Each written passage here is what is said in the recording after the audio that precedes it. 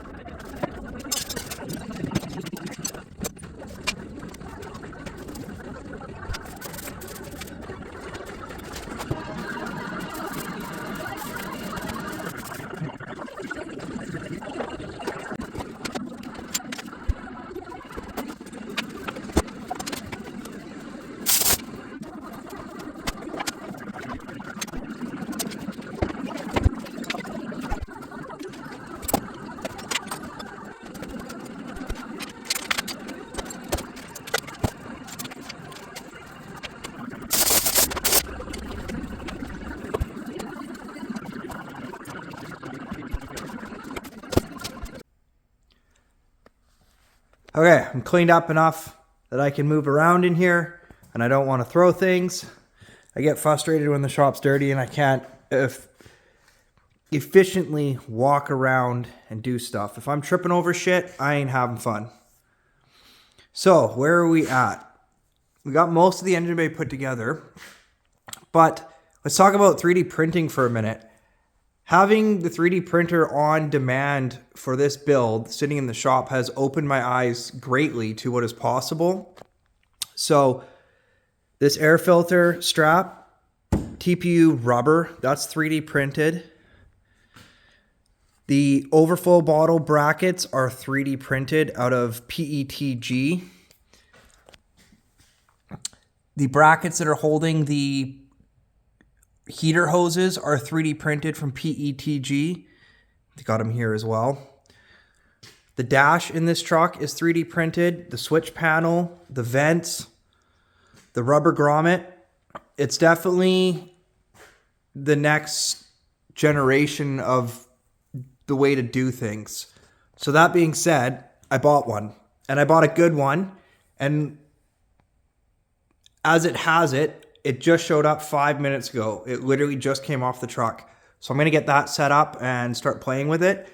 I bought an enclosed unit in the hopes to be able to print carbon fiber infused filaments and ABS and stuff like that. More of the high grade stuff in the hopes that you can actually replace some metal components here and there. It is possible, but we'll see where I get with that. It's 3D printing's at the level now where if you had the tooling, you could print like the whole intake and everything out of the right filament. So on that note, let me get set up and I'll show you under the hood here. So I didn't film any of this just for the fact that we were all over the place and I was working here and then under there and then at the bench at the back. It's very difficult to get anything that's worthwhile actually filming. But I got everything plumbed in. I've got that intake pipe all done. And we made a little aluminum shelf that's riveted to the fender and then have those brackets again from the 3D printer. Everything's just super clean, super tidy. I'm having a brain fart here thinking about what we got going on here because it's been about a week and I haven't filmed anything and I'm sick and my brain is just not working. So where we left off, I got the heater hoses in there and plumbed. Built a little shelf for that turbo feed line. Got this in there nicely. This is just 4-inch exhaust 40 or 90s welded together, chopped and spliced, and then painted. Super cool Jim Beam bottle that is sitting on those 3D printed brackets. And then we've taken a piece of copper tubing and ran it down for the suction. And the bottom base of that is actually honeycomb as well to play in with the Jim Beam bottle. And we've also added that on that strap. So that all kind of goes together. I'll drop a picture of that here.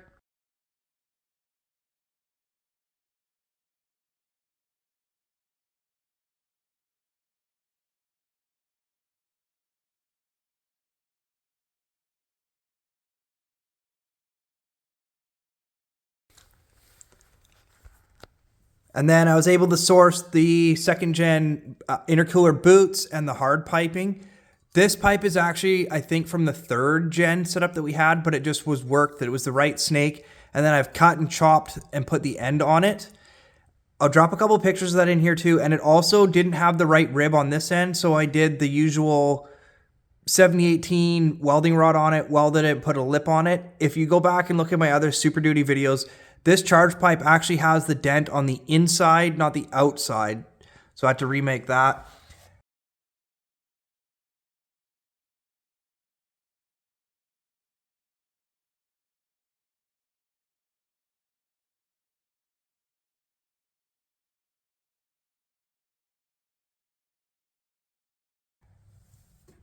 Oil drain is done. I actually chopped up the factory one and I was able to make that work. I'll drop a picture of that here and explain that. So this was the factory spigot coming out of the block and it pointed upwards. I cut it down just enough so it was a straight 45 coming out of the block with the rib left on it. And then that gave me enough of a 90-degree bend to add underneath the turbo here to clear that outlet on the turbo. Snaked it down, rotated it, and got it fitted. Just gonna back up a bit, but it's all super tidy, super clean, nothing's touching, it all just fits. Same thing on this side. That charge pipe, this is actually the stock charge pipe from a 12-valve Cummins setup. I didn't do anything to that, that was a direct bolt in, so that was nice.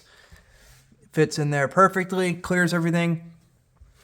Steering shaft got shortened and reinstalled. And I've got all the power steering hooked up as well. So to put the Hydro Boost in this truck, all I did was cut this one fitting off and flared on a 3/8 inverted flare and a union. That was it. Everything else is factory. That's the only conversion that I had to do to make any of this work. Clutch master's in. It's nut certed up here. And another thing that I really like about this entire build, that there is not a single tech screw on all of this. You will not find one anywhere. I refuse to use them. It takes a little bit extra time to drill, nut cert, and use proper bolts, but it's way cleaner and it's way better. Fenders are all tidied up. They're not the highest end quality, but we were just trying to make it so that they weren't Bondo pretending to be metal. So this is all metal here. I'm going to grab the pieces and I'll show you what came out.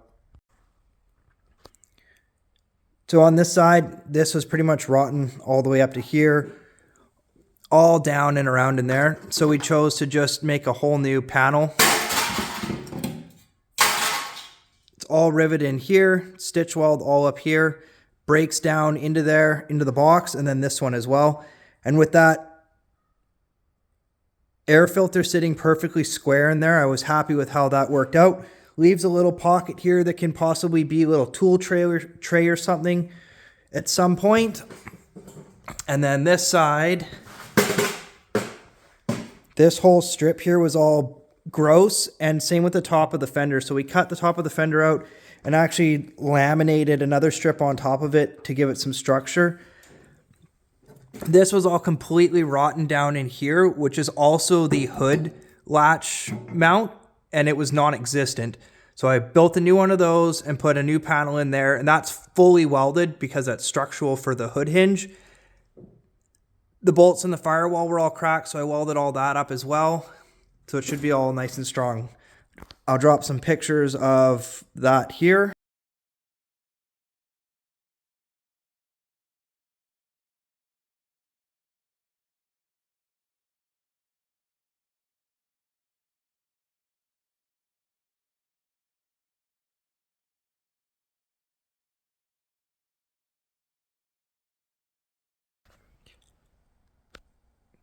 And a big one that I'm totally overlooking, windows in. That is a brand new windshield and gasket.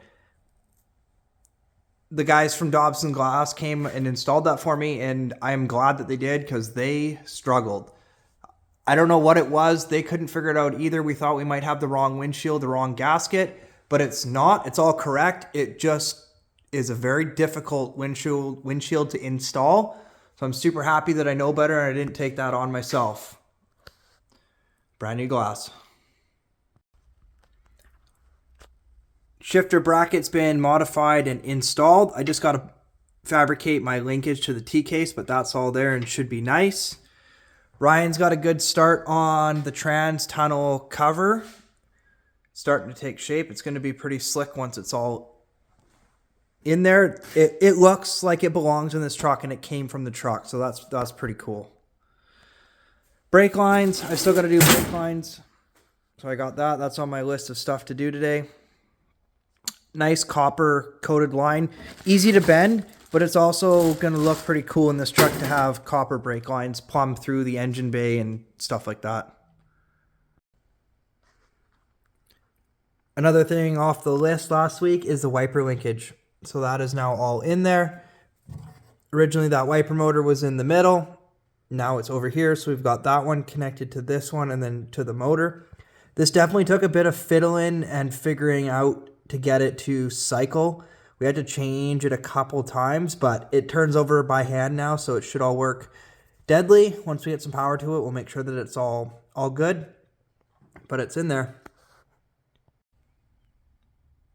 Battery box is all fabricated, painted, and installed. That turned out pretty slick.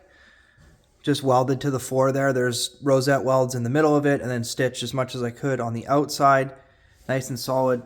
2 6-inch 3/8 bolts. That is actually bolted down nice and tight, not ready rod. So I'm going to build a little shelf over top of that and then turn this into a little toolbox area. You'll never even know that these are there. And the big one that I've been working on the last couple days, the exhaust. Got her in there. So I got to go in and cut this better. I've actually rotated it up since my first cut, so I got to tidy that up. But it is in there. It's tight. Everything just clears. Let's go in and have a look at that.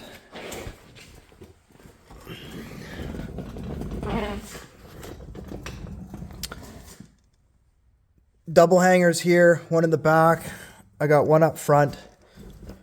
This is not going to turn out very well looking at it from down here, but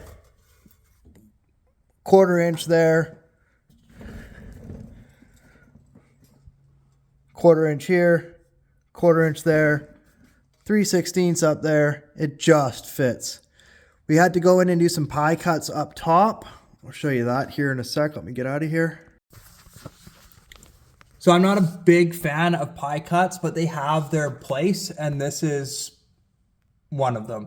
We needed a tighter radius than the mandrel bends would allow, so that top section is all pie cut, and then we drop down into the mandrel bends. And again, I'm not a master TIG welder, but I can TIG weld. I got myself through it. And this is all gonna get wrapped in black heat tape. I've got a couple rolls to make sure that that heat does not dissipate into the floorboard. Try and control it as much as possible. And again, from this side, you can see how tight it is. 1/2 inch off the floor, if that. 3/16 spacer sitting there off the bell housing.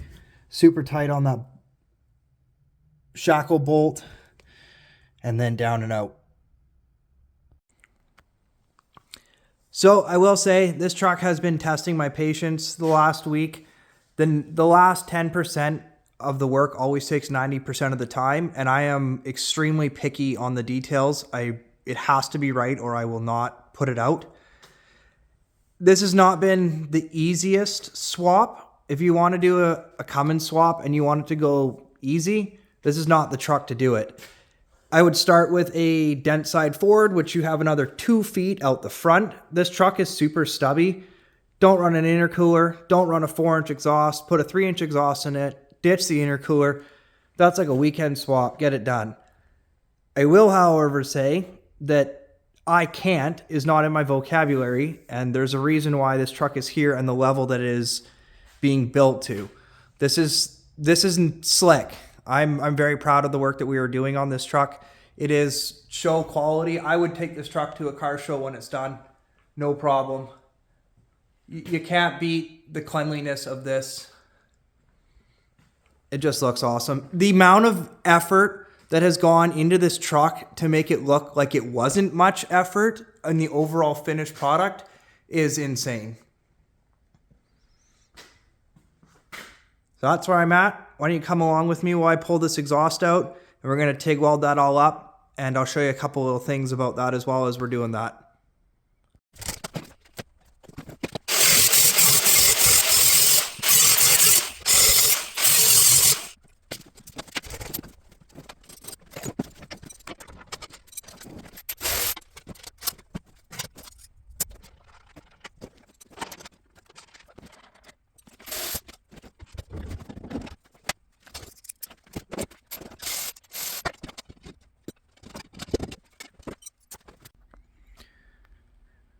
There we go. So that is a full 4-inch stainless with a muffler jammed into this truck. That's pretty impressive, actually. That 4 inches big pipe and that muffler is fairly large diameter to squeeze in there. A couple little tricks that I was going to talk about before is when you're using V-bands. So this is all going to be TIG welded, stainless TIG welded, and it's all got V-bands in every connection, so no leaks. None of those slip cuppers and crimp fitting bullshit. We ain't doing that. But you can cheat a bit of an angle on your V-band. So this is not totally straight. At your V-band, you can cheat a little bit and get an angle. This is a little trick that Ryan actually taught me.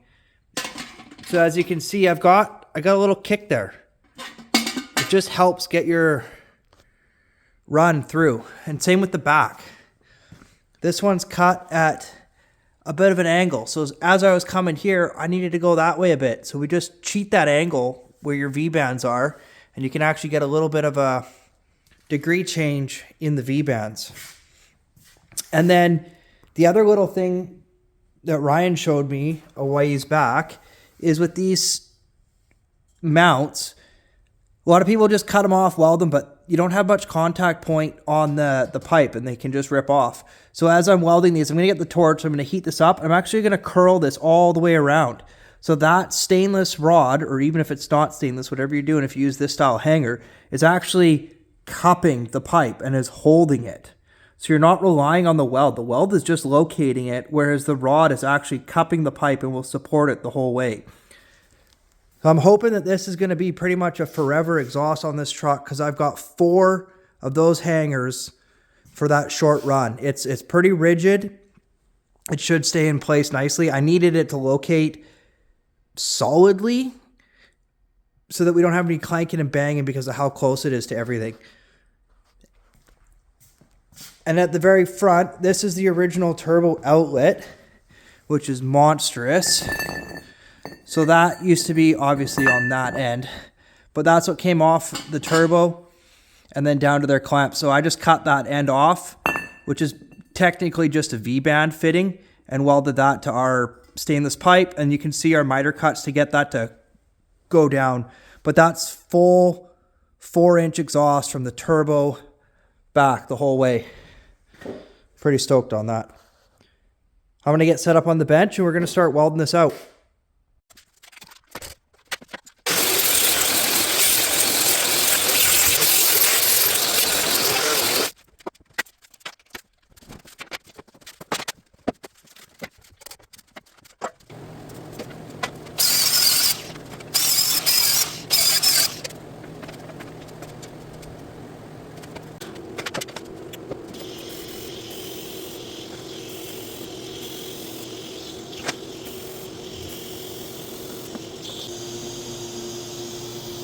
Okay, I'm going to cut you off there on videoing of the TIG welding because I got a couple hours worth of welding to do and I want my earbuds in. And I can't do that while my phone is filming, so I'll catch you when this is all welded. Got everything welded up. I'm not too bad. I think if I increase my travel speed, I'd get a little bit better results. But it also may just be because it's the 409 stainless and not like a 308 or better quality. Not horrible though. Got everything tidied up. Downpipes all wrapped with the heat tape. I'm just letting it dry on the heated floor for a bit before I put the stainless ties on it. Cleaned up all the exhaust, just gave it a quick wire wheel. It's not too bad. I was having troubles here welding the muffler to the pipe, and going back, the last one I did, I had the same problem. So I think if I ever to do that again, I would cut these off and just have a continuous ring and not those slits inside, because it just seems like they melt away and you're chasing it.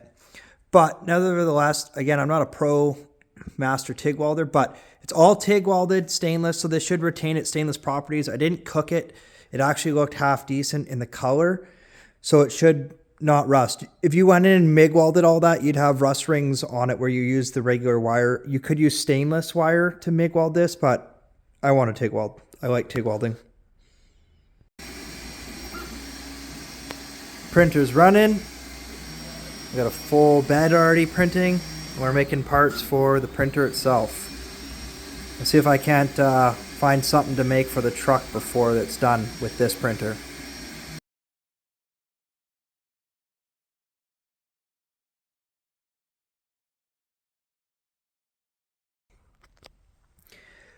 Quick shot of the downpipe before I put it in. Got the stainless ties. I got one at the start and then two at the end, and the tail's folded over on itself. See if I can show you. Hard to see, but I folded it back underneath so you don't have frays or whatever you want to call it. And then the stainless ties, I also do the same thing. I kind of cut them and fold them back and hammer it down so they can't come loose. And that is thick. That's a whole roll on there. So there's like 50-ish feet of heat wrap tape on that pipe. It's pretty difficult getting the wraps on that radius, but it's on there, and hopefully that does well. I didn't skimp on that one. Okay, so I've been working on, still sick, still working. We're getting it done. Working on getting the leaf springs and suspension sorted out. You can see kind of in this picture or video here that front is actually higher. So the truck ended up being a couple inches lower in the front than it was in the back. And this truck rode pretty rough before. When we put the Cummins in, I knew it would soften the front springs up. I actually had a feeling that they would go negative and it wouldn't even hold that motor up, but it actually did. And they've come pretty flat, so that's where we've lost our height. So what I'm doing in the back here now is I've pulled that stack out. Let me grab that. So someone's added this stack to the back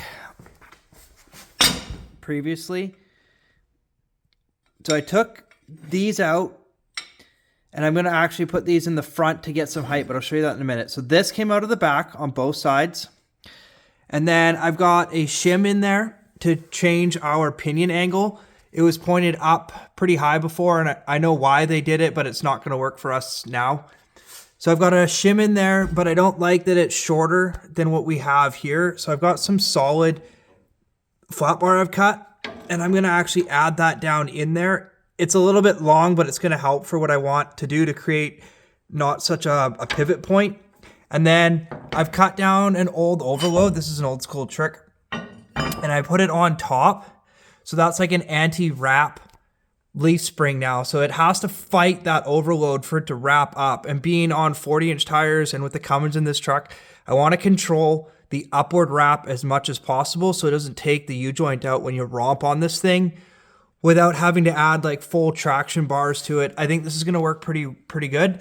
But that's why I want to fill this void in here so it can't like have like a pivot point. It actually will have a nice long landing. The longer your pads are, the harder it is for it to rock and roll on that perch. So that's the back. Added the shim, ditched that, added the anti-wrap, and that should get us where we need to be. So the back is now lower by a little bit because I took the stack out.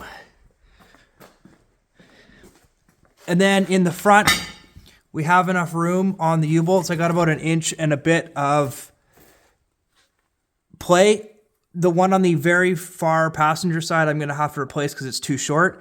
But you can see that these leaves are pretty much flat, and I'm very surprised that they didn't go negative. But I'm going to add this little stack underneath here, which will get me a bit more height, but it shouldn't really make it ride that much stiffer because I'm going to make sure that we continue to cut these back in a reverse pyramid, I guess you would call that. So we're not just adding a whole bunch of length underneath to make the whole pack stiffer. Adding the room between the spring and the diff is going to give me some more clearance between the pumpkin and the cross member. And again, on that side for the tie rod and the frame right here, basically. We're pretty close. It would work, but I want to bring it up a bit more so we get some more front suspension travel out of this truck. I actually have some Duramax Bilsteins for it. So these are from an A-arm 01 to 09 Duramax front suspension. So being in a A-arm independent front, they should be valve heavier than a solid axle truck. So it should control the truck quite nice. And again, those are for a 4 to 6 inch lift, and they have about an 8-inch stroke. So that should work out well for this truck. I don't think I'm missing anything. Again, my brain is just not computing and I'm rambling on, but we're getting stuff done. Rear's all sorted. So we've got that overload on top as the anti-wrap. That's old school trick. Actually works pretty well. And then we've got that extra block in there, and I put a gusset in there. It's only this long because that flat bar I had was 2.5 inches wide. I'm not into cutting the crap out of that. It's thick. I think it's 1 inch thick. Maybe unconventional, but it's crafty, and the only thing I had to buy to make that happen was those shims. So now that's ready to get shocks in there, and I was waiting to do the rear shocks because we rotated that so that the shock mount location will change. So it's set now, and before the shocks were obviously, well, you can see it that way, which is no good. Got the front all sorted and put back together. And as you can see, I've added that stack. This one was actually under it. I just put it in the middle of those 1, 2, 3 that I added. And as you can see, it's like I measured because our U-bolts are still good. We've got clearance here. The other side, if you look closely, the U-bolt plate is pretty much touching, but that's because it's longer. I got to address that. But it perked it up. It seems a bit stiff, but there's still yet to have the bumper and a winch and stuff on the front. So I'm going to leave it for now and see how it is. But we have the option to start pulling some of these back out if we want to. There's the front, and I can get shocks in it. Just jump back over to this side, and you can see that I'm running into it here. but I have room to cut it and bring it back. It's not really a big deal. It's got to come off anyways, the U-bolt plate, because I got to replace this. This one U-bolt's too short. It was kind of janky anyways, and we knew that that one wasn't going to work. I thought I had one in the bin here, but I don't. So I'll have to get a U-bolt for that. And we gained quite a bit of room between the diff and the cross member and the steering in this. So if we get the suspension somewhat soft, I don't want to say soft, but right, and we can get this front end to travel in here and ride decent, we have the room now for it to do it and not just smash and bottom out.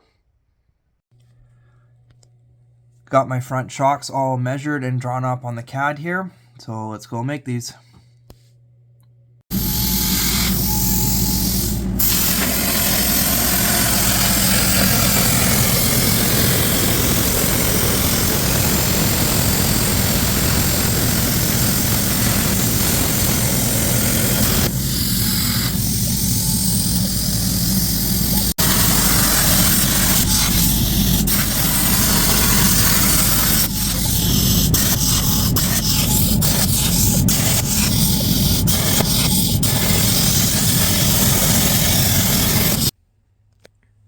Quick mock-up of the bucket. Let's see if I can. It's hard to hold the camera and do this, but if I push this down, it's in place. Just clear that charge pipe. I got my 5 inches that I need for my up travel, and I got 3 for down. This should work out clean and tidy. Just a simple little bucket. And then that's just bolted onto the frame using 2 existing holes. So if we ever wanted to change these or do anything different, it's just 2 bolts, it's off, and make something else. But that should work for right now.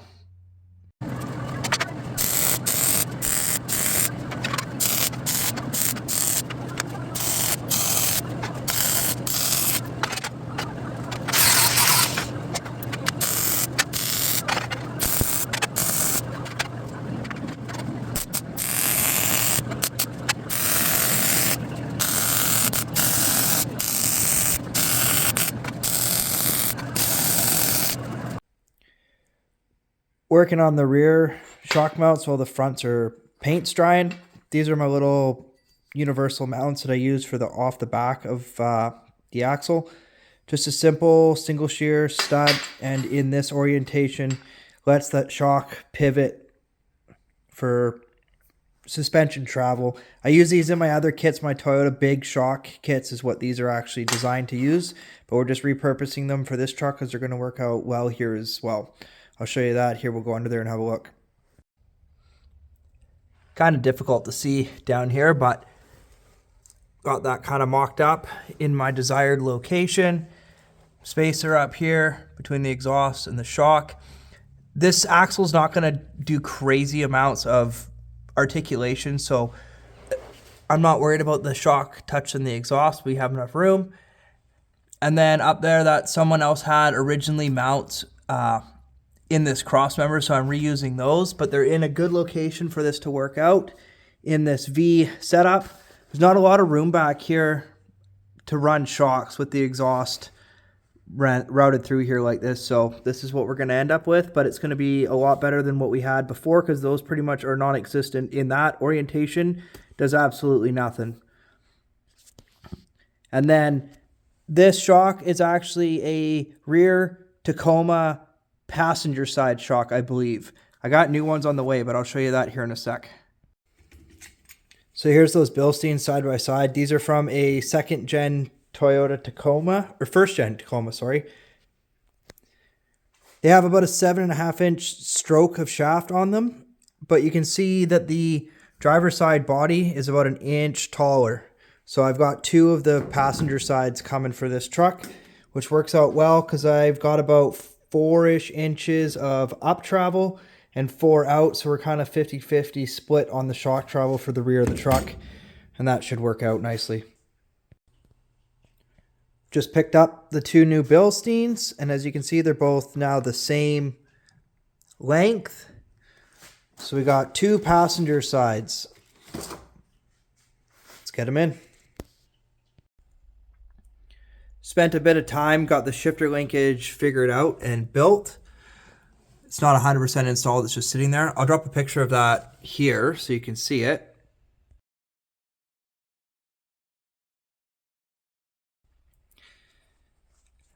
But what I wanted to show is why I have this set up the way I do. So once the trans tunnel is actually in here and stuff, I'm going to go back and I will kick this up, and we can even maybe bring it over to the driver's side a little bit more. But that is in two-wheel drive.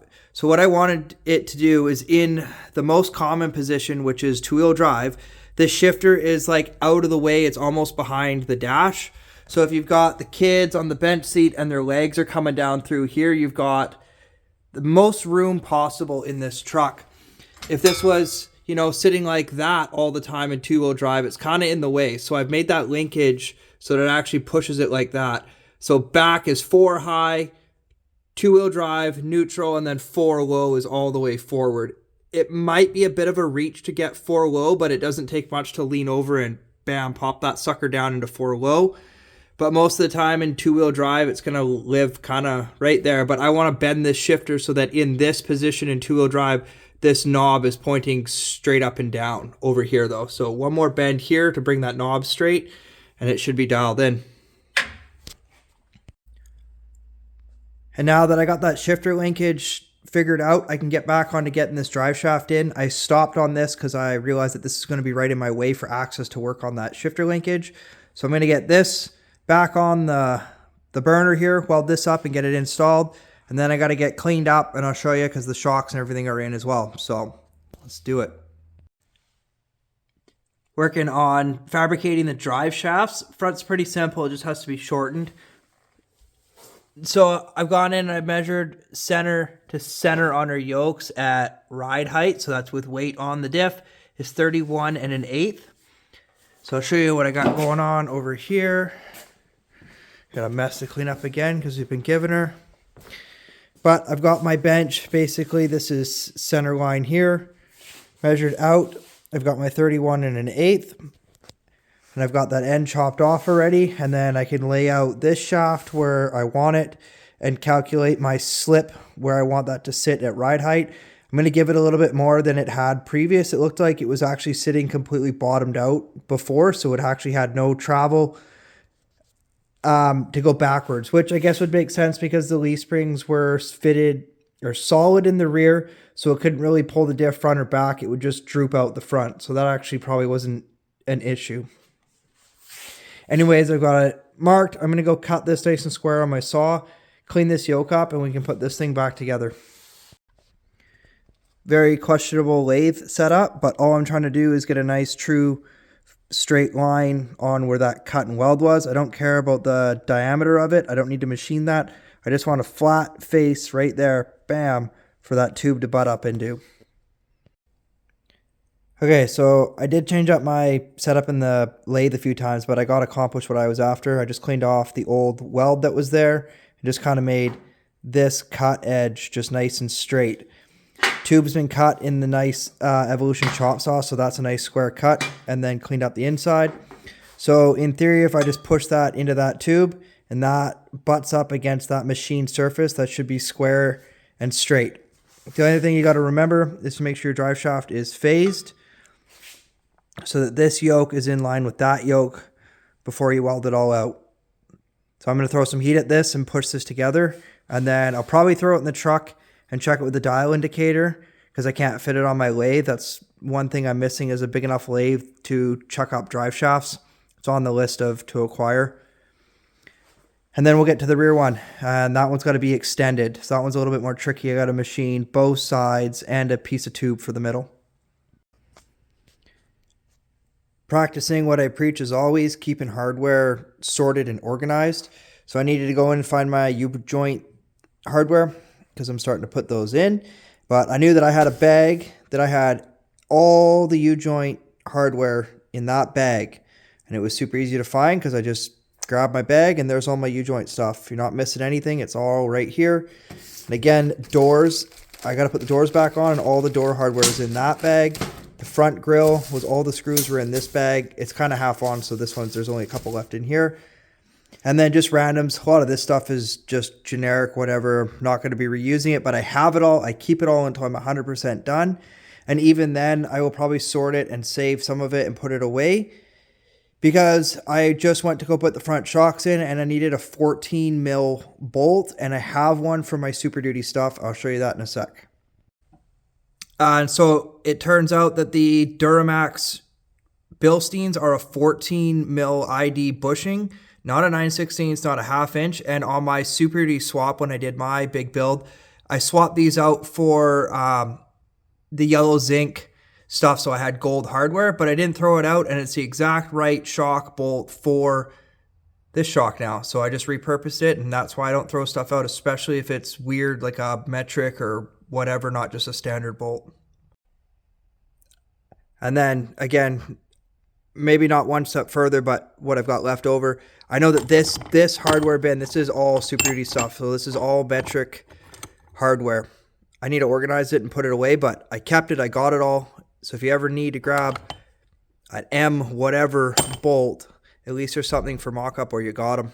They're still good. They're just not brand new, nice gold-looking bolts. That's the only reason I replaced them on my truck. Okay, I'm down here getting this drive shaft welded up and trued up, I guess you could say. Disregard my taped together dial indicator. That's all I got right now. It's fell and broke, but I got this pretty good. If you look at this, just pushing on that U-joint movement is like 5 thou. That's me just touching the drive shaft. That's in the U-joint itself. So I think we're pretty damn good, because I don't get much more than that deflection the whole way. There's one spot that's a bit of an anomaly, but I think that's just the tube itself. Right there, it kind of spikes a bit, but if you consider that I'm getting 5 just pushing on the drive shaft, that whole thing is within 5-10 thou the whole way around. There's that one spot. I might try and, I've already done a heat and quench. You can see it right there, but it's so sensitive. Like even just moving it, like you can make that needle jump. So a steady roll, and it's fluctuating 5 thou. I think that's pretty damn true. I'm happy with that. And this is the front drive shaft too. So like this thing's never going to see crazy RPMs. But that's all done and in there. I'm going to clean that up and get some paint on it. Front drive shaft's done. Time to do the rear.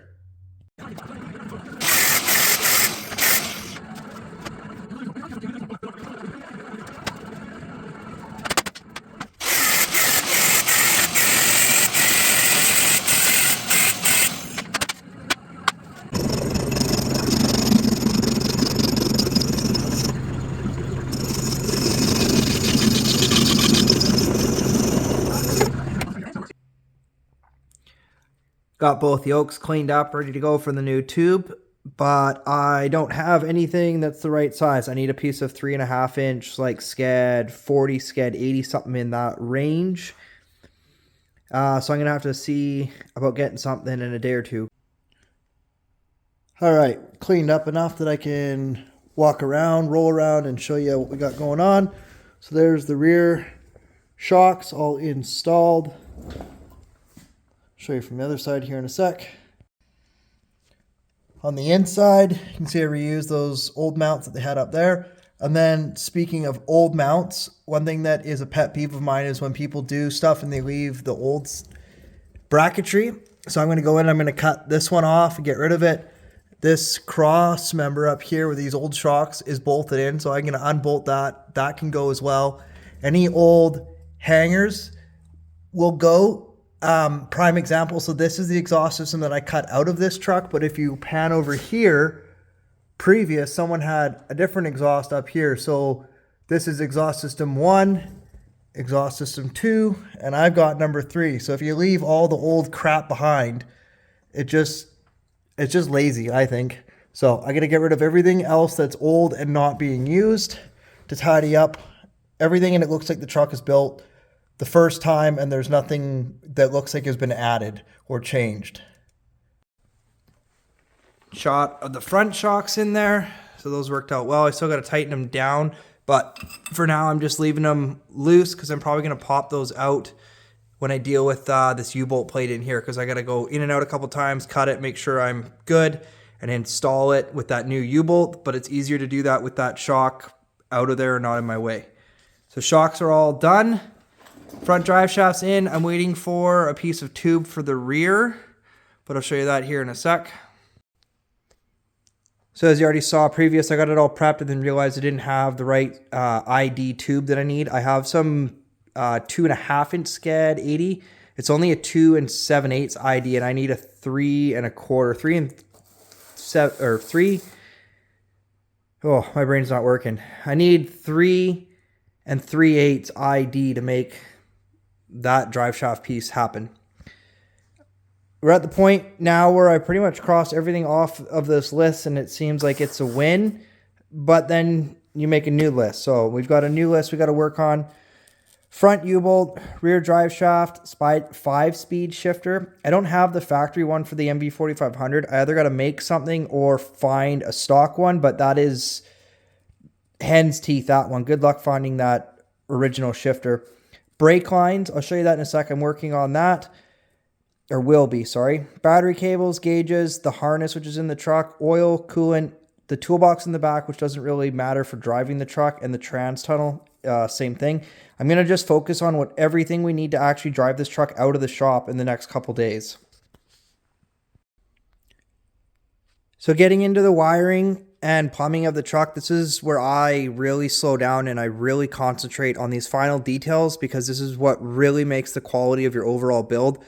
I'm not one to judge people personally, but when I walk up on a super high-end build and I see tech screws and stuff holding brake line to the frame rails, I look away and I shake my head, because again, it's so easy to be better than that. And I think it's a bit hack, especially when you're taking stuff to the level that some of these cars and vehicles are being built to these days.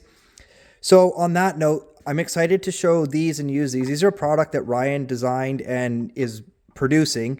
They're basically a line clamp, and they're in the factory OEM style. So if you had this underneath on the frame rail, you've got your fuel line, your return line, and brake lines or whatever. So these fit the wire or the battery cables that I have. So I'm going to run a double, this guy. So this will be a battery cable and a brake line over to the driver's side, and then down the frame, same thing. So you drill 2 holes and then tap one for 1/4 and you got a nice little button head. So it's super clean and just awesome. I got a bunch of different sizes and styles here, and then there's a bag full over there. These can also be custom made to whatever orientation that you want. If you've got 2 big hoses and a small one or whatever, Ryan can do whatever you want in any color and any orientation, but he has a generic standard basically kit that is available as well. Gonna look super sharp with the black against the copper and then the battery cables. I'm really excited to get into this stuff. I really like doing all this stuff because it's detail work and it really shows the attention to detail and quality that is possible. And the wiring harness, which most people are probably scared of and run for the hills, but in this truck it's super simple. This is just a generic harness from Amazon, but I'll show you how that's all going to go together. A lot of this is not needed for this truck. The only thing we really need out of this harness is the front and rear lights. Like that's all that has to go to the back and the front of this truck. It has enough extra wires in it that we've allotted. For example, like this big red one goes to the back for, I can't remember, but we're going to run it in the harness, in the loom for auxiliary lights. So in the harness that we are putting in the truck, we are already having provisions for front lights, headache rock lights, and rear lights. And those will all be looped up to that switch panel. So all you got to do is pop some pods on where you want them, and the power and everything is already done. I'll go into detail all of this as I'm doing it. Same thing with the gauges. The gauges are all standalone. Just got to plumb them to the engine and the fuel tank. And then all they are is illumination, so lights, power and ground to light them up. It's pretty straightforward. It just looks daunting. I used to be scared of 12-volt stuff myself, but after doing a couple full builds and working with it, it's not that bad once you understand what's going on. That's where I'm going to end this one. Again, we're not driving it, but Every day we're picking away at it, getting closer and closer. I've been sick and it's kind of slowed me down. And working solo, also things don't happen overnight. When we got a crew going at stuff, it's amazing how fast we can build projects. But solo one man, you can only do so much. So, like I said, on the next one, we're going to get into the plumbing, the brake lines, and the electrical with all those sweet little brackets that Ryan makes. And see if we can't really knock this out of the park and make this something to be really proud of and show it off. I can't wait to drive this truck and work out all the bugs, find out all the little leaks, because that's how projects go. There always will be something that you got to dial in and get sorted. But I'll catch you on the next one when we're doing all the wiring and plumbing and driving it out of the shop.